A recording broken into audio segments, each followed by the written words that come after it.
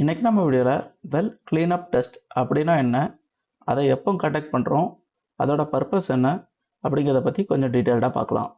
Well cleanup test அப்படின்னா என்ன அப்படின்னாக்கி, நம்ம ஒரு வெல்லை ட்ரில் பண்ணதும் ஒவ்வொரு ஸ்டேஜ்லையும் நம்ம இந்த வெல் cleanup டெஸ்ட் வந்து கண்டக்ட் பண்ணுவோம். இந்த வெல் cleanup டெஸ்ட் மூலமாக ட்ரில்லிங் மட், well completion fluid, debris, sand particles, solids எல்லா அன்வான்ட் ஐட்டத்தையும் வெல்போரில் இருந்து ரிமூவ் பண்ணுறது தான் இந்த வெல் cleanup டெஸ்ட்டோட முக்கியமான பர்பஸ். இந்த வெல் cleanup டெஸ்ட்டோட மெயின் கோல் என்ன அப்படின்னு பார்த்தாக்கி, க்ளீன் வெல்போர், ஸ்டேபிளான ப்ரொடக்ஷன், கண்டாமினேட்டட் ஃப்ளூயிடை வந்து ரிமூவ் பண்ணுறது, ரொம்ப அக்யூரேட்டான ரிசர்வாயர் டேட்டாவை கலெக்ட் பண்ணுறது, இதெல்லாம் தான் இந்த வெல் cleanup டெஸ்ட்டோட மெயினான கோல்ஸ்.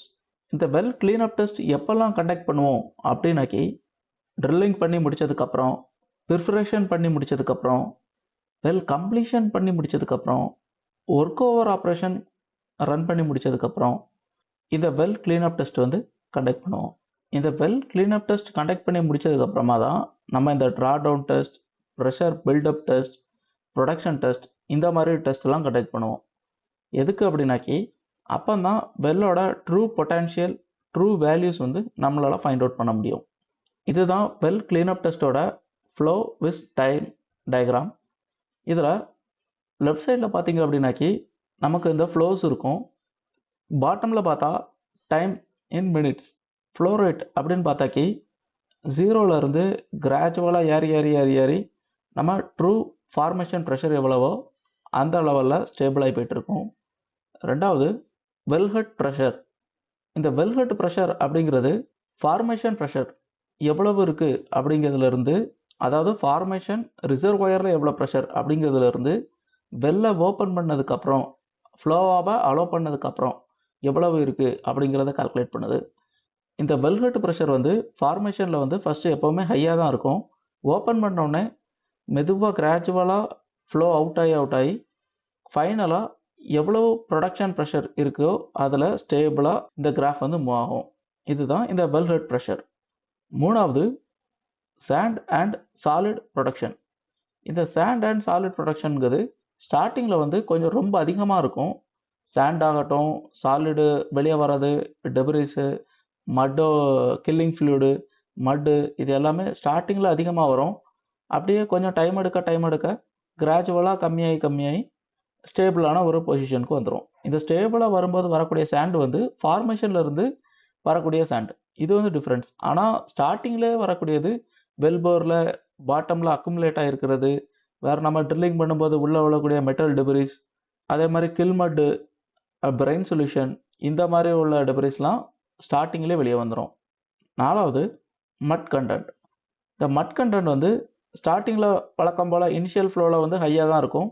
அதுக்கப்புறம் மட் கண்டென்ட் கம்மியாகி அதுக்கப்புறம் மட்டே இல்லாமல் ஃபுல்லாக ஹைட்ரோ கார்பன்ஸ் மட்டும் ஃப்ளோ ஆகக்கூடிய லெவலில் வர்றது தான். ஃபைனலாக டெம்பரேச்சர் வந்து ஸ்டார்டிங்கில் வந்து ரொம்ப லோவாக இருக்கும். ரொம்பனா 0 இருக்காது, ஒரு மீடியம் லெவலில் இருக்கும். ஒரு 30, 40 இந்த ரேஞ்சில் ஸ்டார்ட் ஆகும். கிராஜுவலாக டெம்பரேச்சர் வந்து ரைஸ் ஆகிட்டே இருக்கும். ஏன்னா ஃபார்மேஷன் கீழே வந்து எர்த்கோர் வந்து எப்போவுமே ஹாட்டாக தான் இருக்கும். ஹைட்ரோ கார்பன்ஸ் கிரியேட் ஆகுறதே இந்த டெம்பரேச்சர் ப்ளஸ் ப்ரெஷர் டிஃப்ரென்ஸ்னால தான் நமக்கு இந்த ஹைட்ரோ கார்பன்ஸ் வந்து கிரியேட் ஆகும். அதனால் ஸ்டார்டிங்கில் ஃப்ளோ ஆகக்கூடிய டெப்ரிஸ், மட்டு எல்லாமே வந்து டெம்பரேச்சர் கொஞ்சம் டவுனாக தான் இருக்கும். அப்படி கொஞ்சம் டைம் எடுக்க டெம்பரேச்சர் கொஞ்சம் ரைஸ் ஆகும்.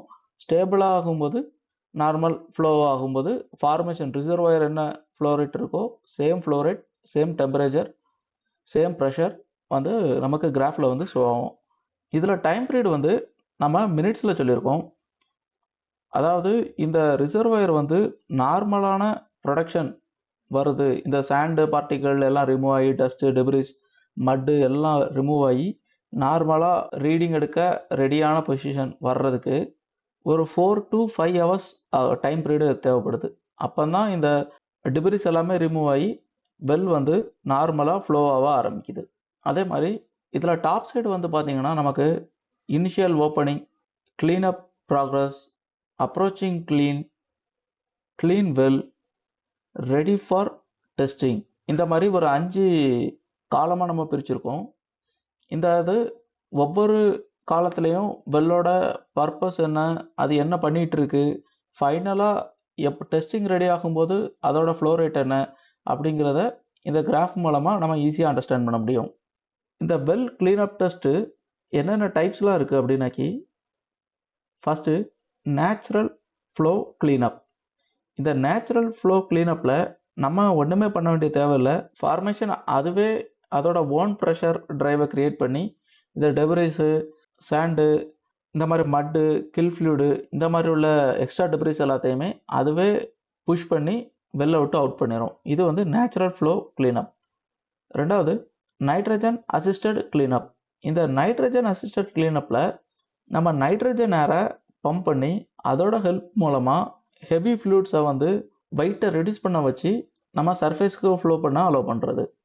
இது வந்து நேச்சுரல் ஃப்ளோ லெவல் வந்து கொஞ்சம் ப்ரெஷர் கம்மியாகிற நேரத்தில் நம்ம இந்த நைட்ரஜன் அசிஸ்டட் கிளீனிங் மெத்தட் வந்து நம்ம யூஸ் பண்ணுவோம். மூணாவது காயில் டியூபிங் கிளீனப். இந்த காயில் டியூபிங் கிளீனப் நம்ம எப்போ ரன் பண்ணுவோம் அப்படின்னாக்கி, வெல் வந்து ஆல்மோஸ்ட் டெட் கண்டிஷனில் இருக்குது. அப்படிங்கும்போது நம்ம இந்த காயில் டியூப்ஸை வந்து வெல்போருக்கில் சென்ட் பண்ணி கீழே நம்ம வந்து கேஸஸை பம்ப் பண்ணுறது மூலம், நைட்ரஜனை பம்ப் பண்ணுறது மூலமாகவோ, இல்லைனாக்கி அதுக்கு ஏற்ற மாதிரி உள்ள கெமிக்கல்ஸை பம்ப் பண்ணுறது மூலமாகவோ இந்த வெல்லை ஃப்ளோ பண்ண அலோவ் பண்ணுறது தான் இந்த காயில் டியூபிங் கிளீனப் மெத்தட். இந்த காயில் டியூபிங் கிளீனப் மெத்தட் வந்து கொஞ்சம் டிஃபிகல்ட்டான வெல்ஸில் வந்து நம்ம யூஸ் பண்ணுவோம். இந்த காயில் டியூபிங்கில் வந்து வரக்கூடிய ஹை ப்ரெஷர் லிக்யூடால் கீழே இருக்கக்கூடிய சாலிட்ஸ் எல்லாமே ரிமூவ் பண்ணிடுவோம். ட்ரில்லிங் டைமில் நம்ம வந்து லிஃப்டிங் பேஸ்கெட் யூஸ் பண்ணுவோம். அது மூலமாக இந்த மெட்டல் பார்ட்டிகல்ஸ் எல்லாமே நம்ம புஷ் பண்ணி அந்த மெட்டல் பேஸ்கெட்டில் ஸ்டோர் பண்ணி புல் அவுட் பண்ணி நம்ம ரிமூவ் பண்ணுவோம். மற்ற எல்லா டைம்லையுமே சாண்ட் எல்லாமே ப்ரொடக்ஷன் இருக்கும்போது நம்ம அதை ஃப்ளஷ் பண்ணுறது மூலமாகவே நமக்கு அது க்ளீன் ஆயிரும். தேங்க்யூ.